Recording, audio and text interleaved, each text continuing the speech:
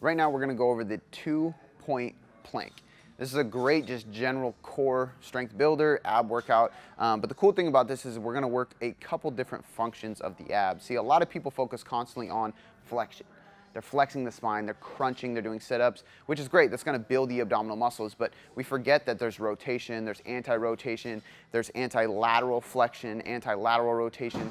There's so many different movements or anti-movements or just strengths and functions of the core in general, not just the six-pack, but everything around your torso. So I want to work on doing multiple modalities, and this is one of those great exercises that's kind of like a kill two birds with one stone, because I'm going to be working some stability, some flexion because I'm crunching a little bit in that plank hold. I'm going to focus on hip posterior tilting, which is going to help stability again in my lumbar, in my glutes, in my hip flexors and everything.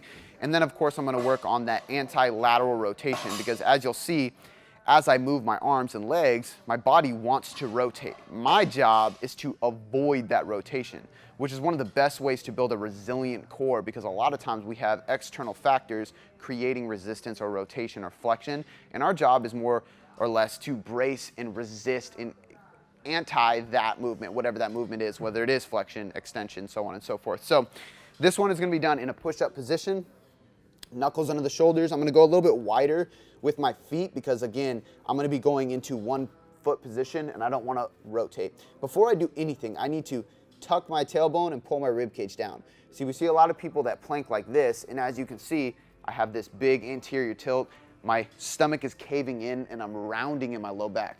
That's going to create tension in my hip flexors and my lumbar spine, asking for not only a weak core, but also pain in my lower back, which obviously we're trying to avoid by building the core. So when I'm in this position, I'm gonna start, and we can even start with the regression of just tapping my opposite shoulder right here, avoiding that rotation.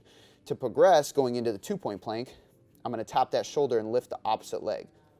So just lifting it off the floor, and you can see me shaking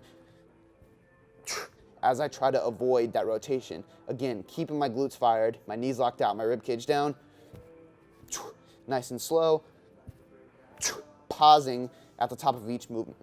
So your key cues that you want to focus on here: number 1, fire your glutes. Number 2, fire your quads and keep your knees locked out.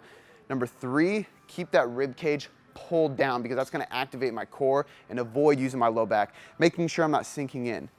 Number 4, I want to avoid that rotation. So every time I touch here and lift that opposite leg, just barely off the floor, guys, you don't need to swing it way up.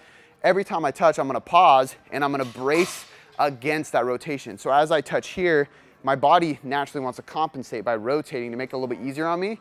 My job is to keep my body parallel to the floor, bracing and avoiding that rotation. And again, we call this one the 2-point plank.